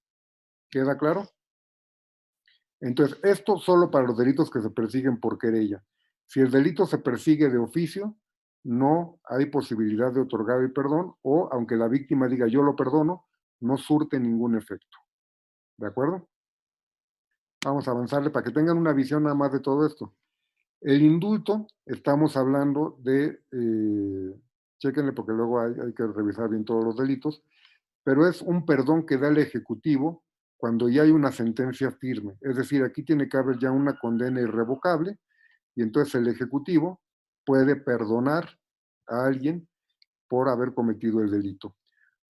Para que proceda tiene que ser conductas que reflejen un alto grado de readaptación social o de reinserción, diríamos ahora, y la libertad no representa un peligro para la tranquilidad y seguridad pública. No procede para ciertos delitos y en términos generales, lo que sí nos dice el código es que se supone que procede para delitos de carácter político, delitos cometidos con motivación política y cualquier otro delito local o federal que no esté prohibido, en el que la persona haya realizado labores importantes a favor de la patria, a favor del país. Es un perdón que se da como por cierta gratitud por algo que hiciste bueno o bien por conductas de carácter político. Es una forma de extinción de responsabilidad de carácter política. Entonces, por eso es que se va a manejar de esa forma. El indulto sí tiene que ser para personas sentenciadas en lo individual y entonces se tendrá que hacer caso por caso. No extingue la obligación de reparar el daño. Aquí esto lo van a encontrar en el artículo 97 principalmente, y en el 97 bis van a encontrar el indulto por violación a derechos humanos, que es lo que se agregó con el caso de...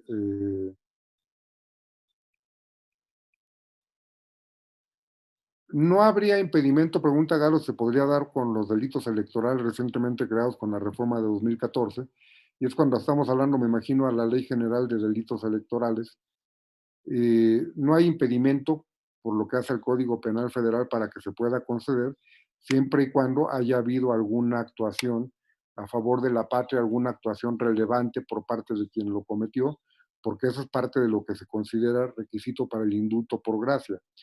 Si hablamos de un indulto por violación a derechos humanos, es una figura muy trágica porque se inventó para beneficiar a una sola persona, que es un profesor rural que se llama Alberto Patistán. Para beneficiarlo a él hicieron toda una reforma creando un indulto, crearon una ley privativa porque fue para beneficiarlo a él. Tan es así que el día que se publicó entró en vigor casi casi y ese día le concedieron el indulto a él y es la única persona que se ha tenido noticia de que se le haya concedido. Habría que a lo mejor presentar una solicitud de información pública a ver si se le ha concedido a más personas, pero no ha trascendido por lo menos.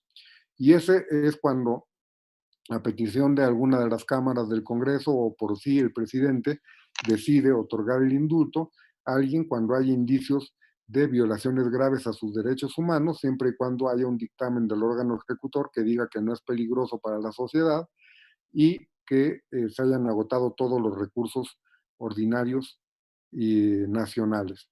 Entonces, es una figura que se creó como para reparar la violación a derechos humanos, pero que quedó de una forma desastrosa.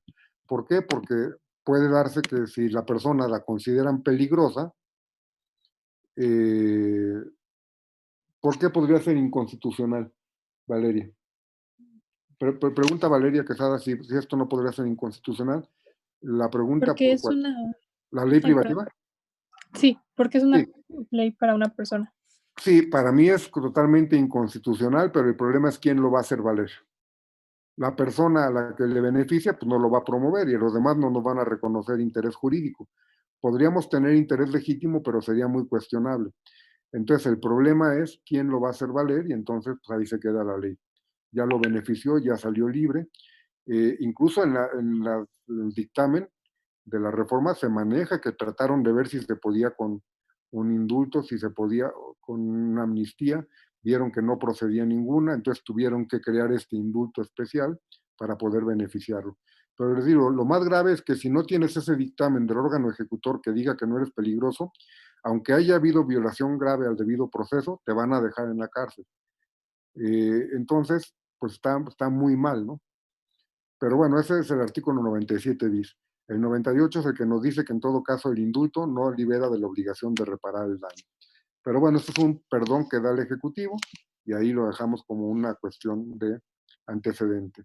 El reconocimiento de inocencia, este está a cargo del Poder Judicial y este se presenta cuando una persona ya fue juzgada por sentencia irrevocable y después surgen elementos posteriores probatorios que demuestran que en realidad no cometió el delito.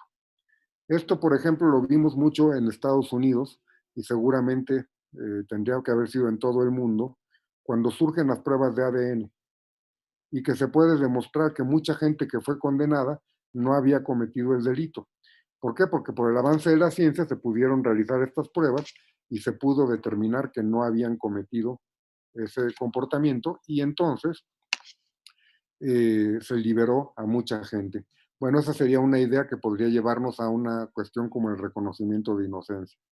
Vamos a decir que lo que se está buscando es que si se puede probar, aunque sea después de llevado y de concluido el proceso en todas sus etapas, después de perdido incluso el juicio de amparo, si se puede acreditar que la persona no cometió el delito, le beneficiará esta situación y podrá obtener su libertad si es que estaba preso o la declaración de que es inocente aun cuando no esté preso. Y en este caso sí se extingue la reparación del daño. ¿Por qué? Porque se determina que la persona era inocente.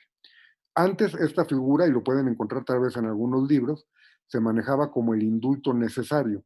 Y el otro indulto, el que concede el Ejecutivo, se maneja como indulto por gracia.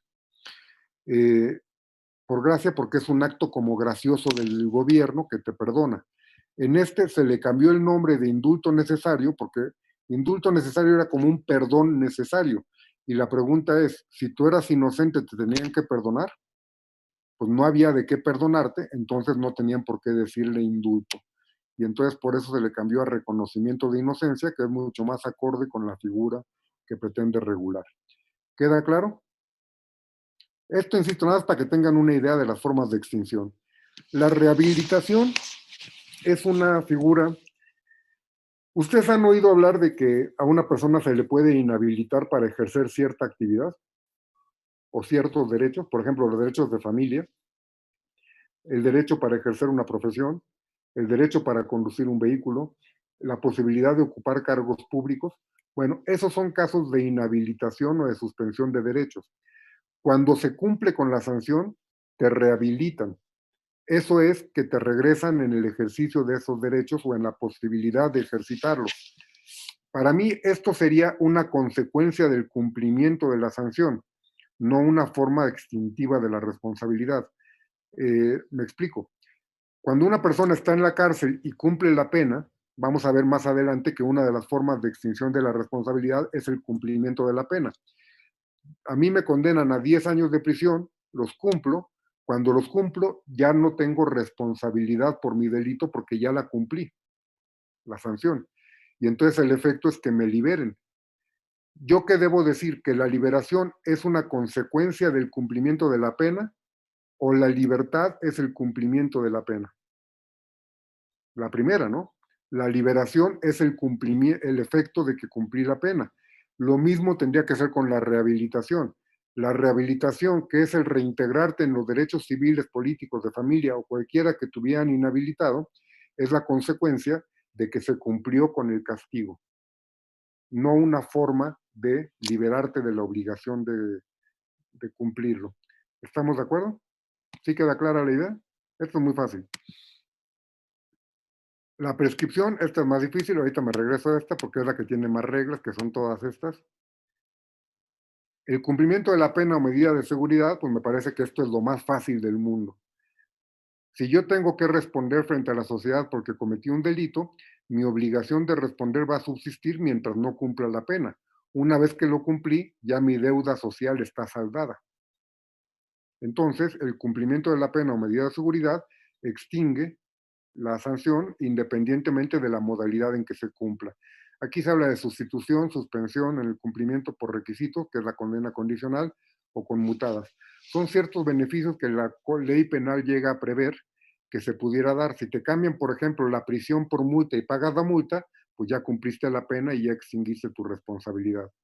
La única que no está muy regulada o que no está regulada expresamente es la conmutación, que no tienes mayor referencia, sino que a lo mejor te dicen, bueno, la pena de prisión por un tratamiento en semilibertad, que vendría a ser como una especie de conmutación, pero se entiende más como una sustitución en cuanto a la modalidad. Lo importante es que cuando se cumpla la sanción, ya sea en los términos originalmente impuestos o de alguna manera habiendo sido sustituida o modificada, de cualquier manera se extingue la responsabilidad penal. ¿Queda claro? La supresión del tipo. ¿Se acuerdan que hablamos de la sucesión de leyes penales cuando hablábamos del ámbito de validez temporal de la ley penal y hablábamos de la ley más favorable? Que cuando entre la comisión de un delito y que estuviera cumplida la pena entrara en vigor una ley que favoreciera, se aplicaría la más favorable. Hablábamos de la retroactividad en beneficio. Bueno, este es uno de los ejemplos. Si se suprime el tipo o se modifica de manera que la conducta deja de ser típica, ya no se aplica el castigo. Vamos a suponer, yo lo ponía a mi grupo regular el ejemplo, si se suprime el tipo, por ejemplo, vamos a suponer que alguien cometió adulterio. En el momento en que se suprimió el adulterio porque se derogaron los artículos que lo prevían, deja de aplicarse el castigo a quien lo hubiera cometido. Eso es muy fácil. Vamos a suponer un tipo penal como el estupro. Vamos a suponer que el presidente dijera, vamos a mandar una iniciativa para regresar a los orígenes de la figura porque se ha desvirtuado. Vamos a suponer que hoy una persona comete una conducta, una cópula por medio del engaño con una persona de 16 años del sexo masculino. Eso hoy en día sería estupro. Vamos a suponer que con la reforma regresamos a la descripción original. La descripción original era tener cópula con mujer menor de 18 años, casta y honesta, obteniendo el consentimiento a través de la seducción o el engaño. Simplemente por el hecho de que el sujeto pasivo era un hombre en la conducta que estábamos describiendo originalmente, ya no sería típico respecto de la nueva definición, que la nueva sería la antigua, pero ya no sería típico porque el sujeto pasivo tenía que ser mujer. Y entonces ese comportamiento, a pesar de que cuando se llevó a cabo sí era típico, ya el día de hoy deja de serlo. Y entonces podríamos decir que ya no es típica y por lo tanto se extingue la responsabilidad penal de quien engañó a ese muchacho de 16 años para llegar a la cópula. ¿Queda claro el ejemplo de la modificación del tipo? Entonces deja de ser típica, ya sea porque se suprimió o porque se modificaron los elementos y ya deja de encuadrar en la descripción, se extingue la responsabilidad penal. La existencia de una sentencia anterior o de un segundo proceso por los mismos hechos, que sería una violación al non bis in idem, está previsto como una forma de extinción de la responsabilidad penal. Sin embargo, aquí sí estaría mejor la nueva nomenclatura, porque si ven el código, se habla de extinción de la acción penal. En este sentido sí es un acierto. ¿Por qué? Porque vamos a suponer que una persona me comete a mí un delito y yo voy y denuncio. Yo denuncio ese delito ante la gente del Ministerio Público que está más cerca de mi casa.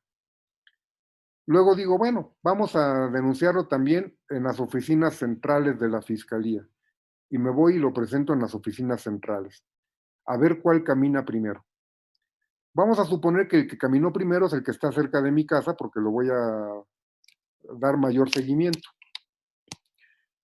Se ejercita la acción, se lleva a cabo el proceso, le dictan la sentencia condenatoria a quien me cometió el delito y con posterioridad la segunda denuncia también prospera y le giran una orden de aprehensión a esa persona que cometió el delito y que ya fue juzgada por esos hechos. ¿Se le puede volver a juzgar? Pues no, porque hay una prohibición constitucional. El artículo 23 nos dice que no se puede juzgar dos veces por el mismo delito. La pregunta es, ¿se va a extinguir la responsabilidad penal o lo que se va a extinguir es el segundo proceso? Lo que se va a extinguir es el segundo proceso, porque la sentencia dictada en el primero va a prevalecer. No es que se extinga la obligación de responder por ese delito. Lo que se va a extinguir es el segundo proceso y se va a tener que dar una resolución de sobreseimiento. Un sobreseimiento que aquí está mencionado es una resolución que pone fin a un proceso o a una instancia sin resolver la cuestión principal controvertida. Dicho de otra forma, lo dejamos sin materia, no se puede seguir y ahí se acabó. Pero no quiere decir que la primera sentencia no surte efecto. O si hablamos, por ejemplo, de dos procesos que están simultáneamente en trámite, el segundo se sobresee y el primero sigue su curso a donde nos lleve. No se extingue la responsabilidad penal. ¿De acuerdo? Y finalmente tenemos esta, antes de hablar de la prescripción muy brevemente, la extinción de las medidas de tratamiento para inimputables. Aquí decimos que un inimputable, recuerden que no se le aplica pena, se le aplica una medida de tratamiento. Tendríamos que interpretarla de la forma más amplia como para cualquier inimputable que se demuestre que ya no hay necesidad de aplicarle el tratamiento. Si eso se demuestra, se tendría que levantar el tratamiento. Como está previsto ahí en el código, nos dice que si una persona es inimputable y estaba sujeta a un tratamiento y se evade del tratamiento, y cuando lo capturan ya no existe la necesidad, se extingue, aquí perdonen el error de dedo, se extinguen las medidas de tratamiento impuestas. Quiere decir que si una persona había sufrido un trastorno mental, por ejemplo, le habían impuesto una medida de tratamiento, cuando lo encuentran o cuando aparece, ya superó el trastorno mental, pues se levanta la medida de tratamiento y se extingue la responsabilidad que tenía frente a la sociedad. ¿De acuerdo? Esto, insisto, tendría que ser aunque no se evada.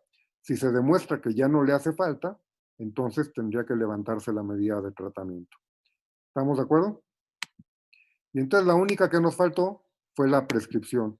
La prescripción es la más compleja.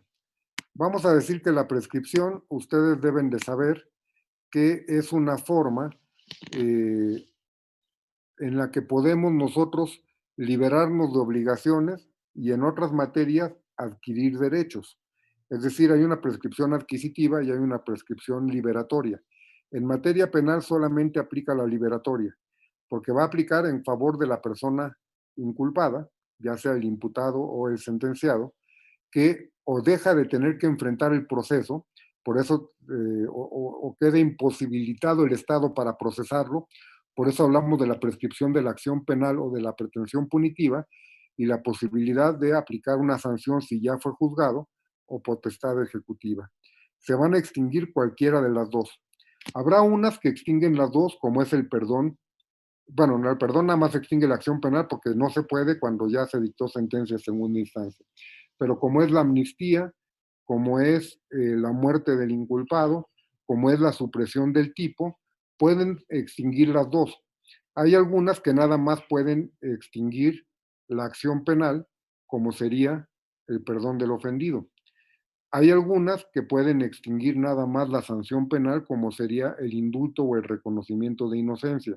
La prescripción puede extinguir ambas. ¿De acuerdo?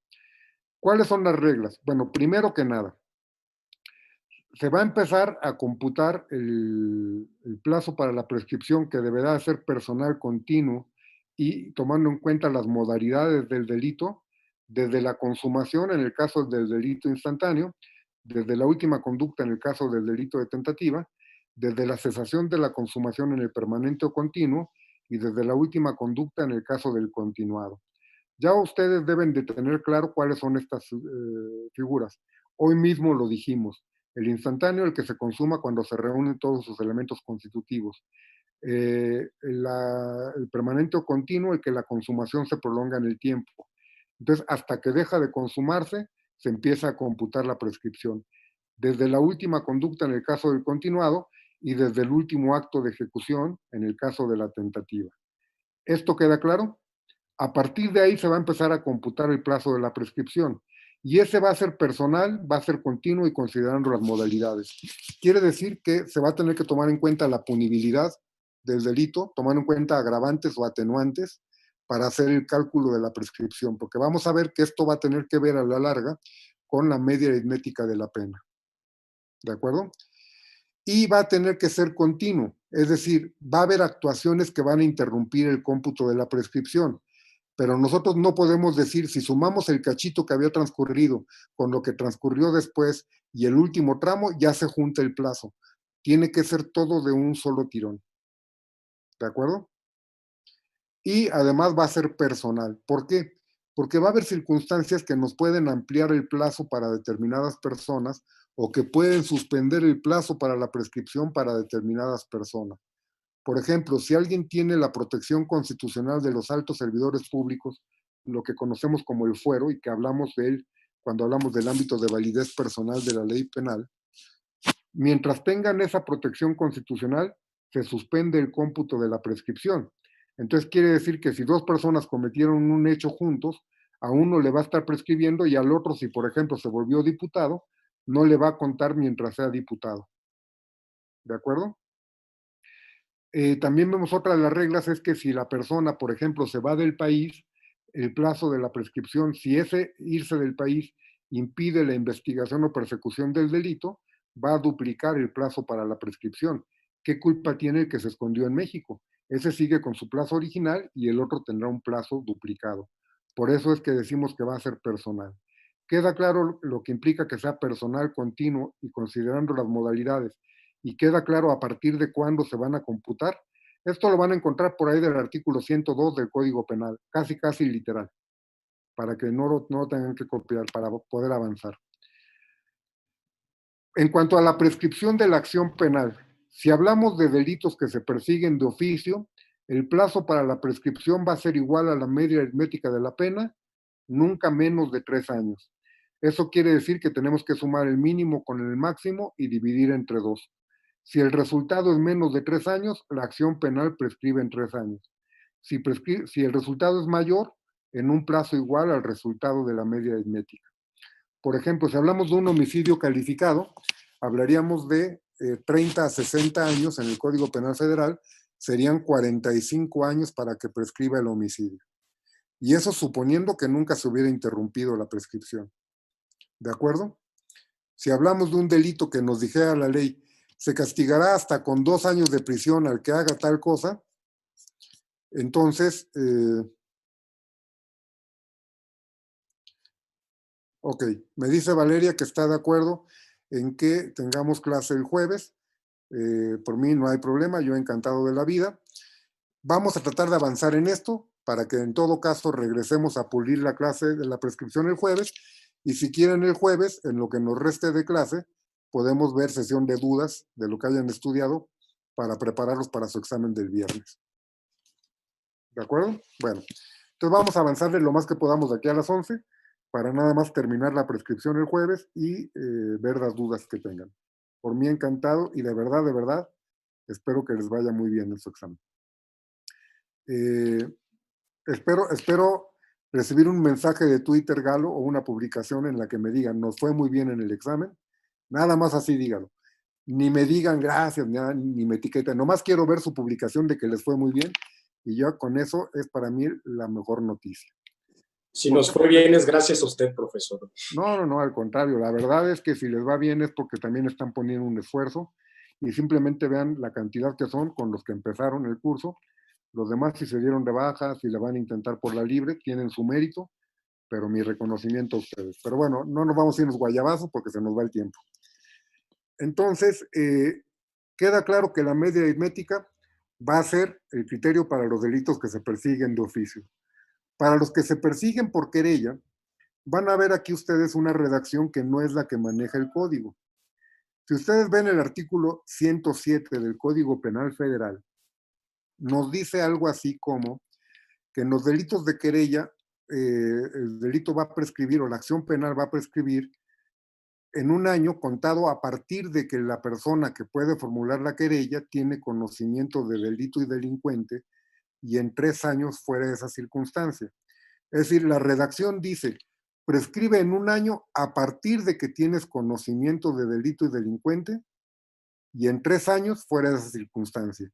¿Cómo lo debemos de interpretar? Quiere decir que la acción penal prescribe en 3 años, aunque no te enteres que te cometieron el delito. ¿De acuerdo? Eso quiere decir que tampoco estás muy pendiente de tus bienes jurídicos. Si no te enteras en 3 años que te cometieron un delito, que te vale. Entonces, vamos a imaginarnos que una persona se entera que le cometieron el delito un día antes de que terminen los 3 años. ¿Tiene todavía un año para formular la querella o le queda un día? Pues tendríamos que interpretar que le queda un día, porque nos dice que prescribe en 3 años, aún si no te enteraste. Entonces, si tú te esperas ese día y dices, voy pasado mañana, ya cuando llegues a formular la querella te van a decir, ya pasaron 3 años y ya prescribió. No podríamos interpretar diciendo, no, contaba el año a partir de que te enteraste, aunque esto rebase los 3 años. La interpretación tiene que ser que ese año, a partir de que conoces delito y delincuente, es en función de los 3 años, es dentro de los 3 años. No sé si esto queda claro. Porque vamos a partir de lo que nos dice el propio ordenamiento. La prescripción se computa en términos del 102 desde la consumación en el instantáneo, desde el último acto de ejecución en la tentativa, desde la cesación de la consumación en el permanente o desde la última conducta en el continuo. Nunca nos dice que se computa desde que la persona se entera. Entonces, lo que tenemos que interpretar es lo siguiente.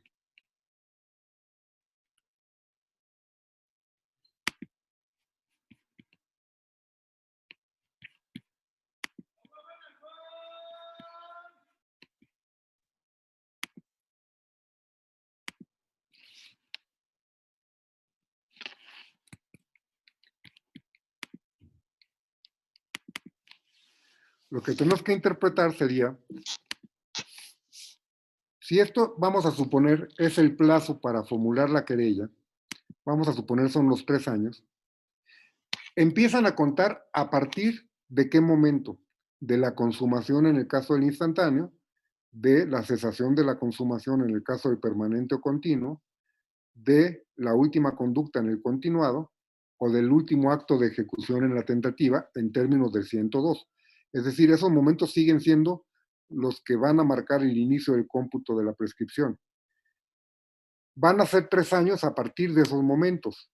Sin embargo, si la persona que puede formular la querella se entera, por ejemplo, en ese momento, ya no tenemos que esperarnos los 3 años, ya nada más tenemos que esperar 1 año. Y si no formula la querella, prescribe anticipadamente, es decir, no a los 3. Quiere decir que los 3 años, es decir, tener que llegar hasta este momento, ya sé que van a decir que mis proporciones son medio extrañas, pero no importa, lo que importa es que quede gráfico. No tenemos que esperarnos a los 3 si se puede acreditar que la persona tuvo conocimiento y dejó pasar 1 año. Eso es lo que nos quiere decir. No quiere decir que si yo me entero en este punto, a partir de aquí se va a prolongar para ser casi 4 años. Tendríamos que interpretar, y por eso cambiamos la redacción en el PRESI, diciendo el plazo para la querella va a ser de 3 años, pero operará en 1 año si dentro de ese lapso se acredita que dejó pasar ese año y no formuló la querella quien lo podía haber hecho. ¿Sí queda clara la diferencia? Porque si no, podríamos llegar al extremo de que yo me entero 5 años después y digo, bueno, a partir de ahorita tengo 1 año. Pero la clave es, el 102 establece claramente que no se va a manejar el cómputo de la prescripción desde que la víctima se entera, sino desde la consumación o desde la última conducta. ¿De acuerdo? Bueno, regresando a esta. Una vez formulada la querella, se van a aplicar las reglas de los delitos de oficio. Esto quedaría claro, esto que está por donde está el cursor. ¿Qué quiere decir esto? Esto quiere decir que el derecho para formular la querella es lo que va a prescribir en 1 año o en 3. Al que le va a prescribir es a la víctima o ofendido o al legitimado para formularlo. Porque el Ministerio Público, como autoridad investigadora, no puede investigar mientras no esté satisfecha la querella. Entonces, la persona o autoridad que está siendo omisa no es la institución del Ministerio Público o el agente del Ministerio Público, es la víctima la que está, porque recuerden, la prescripción al fin y al cabo implica el transcurso del tiempo y la inactividad de alguien. La persona inactiva es la víctima y entonces va a perder el derecho a formular la querella. Si ya no tiene el derecho para formular la querella, pues ya queda imposibilitado el Ministerio Público para investigar y perseguir esos delitos, y por eso se habla de una prescripción de la acción penal. Pero en rigor lo que está prescribiendo es el derecho para formular la querella. ¿Sí queda claro? Una vez que se formula la querella en tiempo, las reglas para la prescripción van a ser igual que en los delitos de oficio, porque el Ministerio Público tiene la misma obligación para investigar delitos de oficio que para los de querella, ya que fue satisfecho el requisito de procedibilidad. Y entonces quiere decir que ya formulada la querella, nos vamos a ir a la media aritmética de la pena, aunque sea de querella, y nunca va a ser menos de 3 años. ¿Esto queda claro? Ahora viene el tema de la interrupción. El tema de la interrupción nos va a llevar a la siguiente consideración. Si estamos diciendo que el Ministerio Público tiene la obligación de actuar para que no prescriba la acción, quiere decir que si está investigando, no está omitiendo. Entonces, no le va a prescribir la acción penal mientras esté investigando, por lo menos en principio.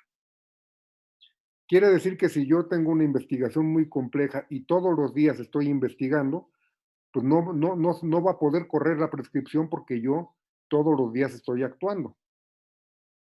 Pero esto hay que tener cuidado porque solamente va a interrumpir la prescripción cuando se practiquen, y aquí está incompleta la idea, vamos a cambiar mejor de documento y vámonos al PowerPoint.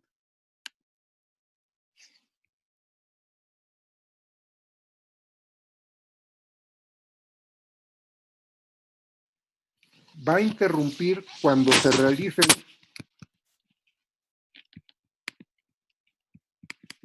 las actuaciones en investigación de delito y delincuente, es decir, son actuaciones de fondo, no son actuaciones de vamos a pedir una copia para que vengan y nos digan qué ha pasado. No, son investigaciones en búsqueda de elementos para acreditar el delito o el delincuente, quién lo cometió pues, y van a interrumpir la prescripción cuando se realicen dentro de la primera mitad del plazo. Es decir, las investigaciones, actuaciones de la policía, peritajes, búsqueda de documentos, pero que tengan que ver con el fondo del asunto, si se practican dentro de la primera mitad del plazo, interrumpen la prescripción y empieza a contar a partir del día siguiente. ¿De acuerdo? Si se practican dentro de la segunda mitad, pues todavía se pueden practicar, pero ya no interrumpen la prescripción. ¿Esto queda claro?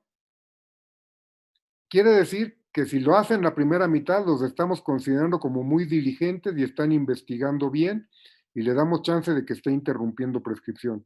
Si ya dejó dejarla pasar la mitad del plazo, ya consideramos que de alguna manera ya fueron omisos.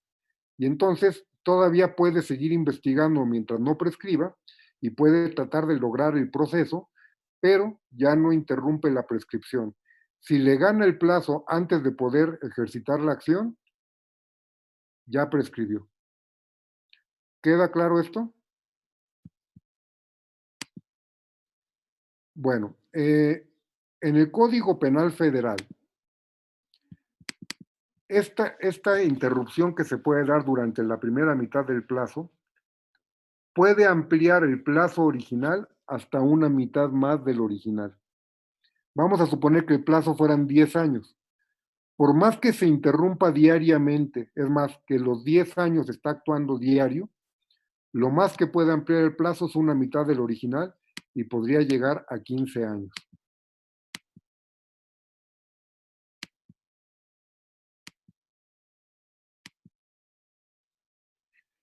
Aunque actúe los 15 años, suponiendo que el plazo original fueran 10, vamos a suponer que es el agente del Ministerio Público más empeñoso, pero más ineficiente de la Procuraduría o de la Fiscalía, porque durante 15 años diario actuó y nunca pudo proceder. Al 15 años, un día prescribe, por más que haya actuado diario. Ese es un límite que maneja el Código Penal Federal y no maneja el Código Penal para el Distrito Federal. En lo demás son parecidos, pero en lo demás no viene el caso. Pregunta Olga si es el caso de las personas desaparecidas. No, no es el caso de las personas desaparecidas. El caso de la desaparición de personas, o de la desaparición forzosa, jurisprudencialmente se determinó que es un delito permanente o continuo. Entonces quiere decir que mientras no aparezca vivo o muerto, se sigue consumando. En el momento en que aparece el cuerpo de la persona sin vida o aparece viva la persona, deja de consumarse la desaparición y hasta ese momento se empieza a computar el plazo de la prescripción. Entonces, por ejemplo, nosotros podríamos decir, y perdónenme la irreverencia, además voy a dejar de grabar. Bueno, no, ya que se grabe, ni modo. Vamos a suponer que estuviéramos investigando la desaparición del cuerpo de Jesucristo. Vamos a suponer que lo desaparecieron. Pues no aparece ni vivo ni muerto. Por más que haya pasado hace más de 2000 años, seguiríamos con la acción penal viva porque no aparece ni vivo ni muerto. ¿Estamos de acuerdo? Claro, ustedes me podrán decir, no sea ignorante, lo crucificaron y ya estaba muerto, entonces no hablaríamos de desaparición forzada porque aparte no había equipo, porque no había todo lo que ustedes quieran. Pero lo que pasó en México es que con motivo de la Guerra Sucia, las desapariciones forzadas de 1970 para acá, cuando entró en vigor por ahí del 2001, debe haber sido la tipificación de la desaparición forzada, se dijo por la Corte, esos delitos son antes de la vigencia, sin embargo, como siguen desaparecidos, a partir del inicio de vigencia se están cometiendo. Entonces son delitos que hoy en día se están cometiendo, aunque hayan empezado en 1970 cuando no eran típicos. A mí se me hace que es un exceso, pero bueno, es lo que dijo la Corte. ¿De acuerdo?